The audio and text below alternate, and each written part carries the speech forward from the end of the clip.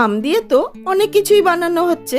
মেয়ে আজকে আবদার করলো আমের কেক খাবে বলে ভাবলাম একটা বড় সাইজের কেক না করে যদি ছোট ছোট অনেকগুলো কেক করা যায় তাহলে কেমন হয়, তাও আবার খুব তাড়াতাড়ি আর গ্যাস ওভেনেই হয়ে যাবে। আসুন দেখে নিই।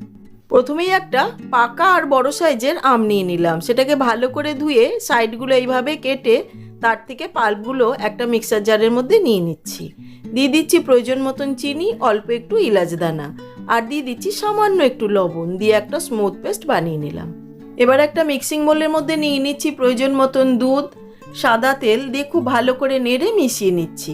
এবার বাটিটার উপরে একটা ছাঁকনি রেখে তার মধ্যে দিয়ে দিচ্ছি প্রয়োজন মতন ময়দা, milk powder, baking soda, baking powder দিয়ে খুব ভালো করে ছেঁকে নিচ্ছি। এইবার সব উপকরণগুলিকে খুব ভালো করে নেড়ে মিশিয়ে নিচ্ছি।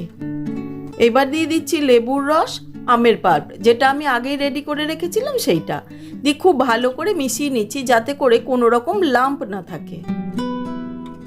এদিকে গ্যাসের ওপরে একটা তাওয়ার উপরে আপ্পাম প্লেটটা বসিয়ে তাতে অল্প একটু তেল দিয়ে ভালো করে গরম করে নিয়েছি। এবার ব্যাটারটা থেকে অল্প অল্প করে নিয়ে প্রতিটি ক্যাভিটি আমি ভরে দিচ্ছি। যাদের কাছে আপ্পাম প্লেট নেই তারা ছোট ছোট বাটি বা এমনকি চা খাওয়ার যে কাগজের কাপ তার মধ্যে করেও কিন্তু বসিয়ে দেবেন একইভাবে।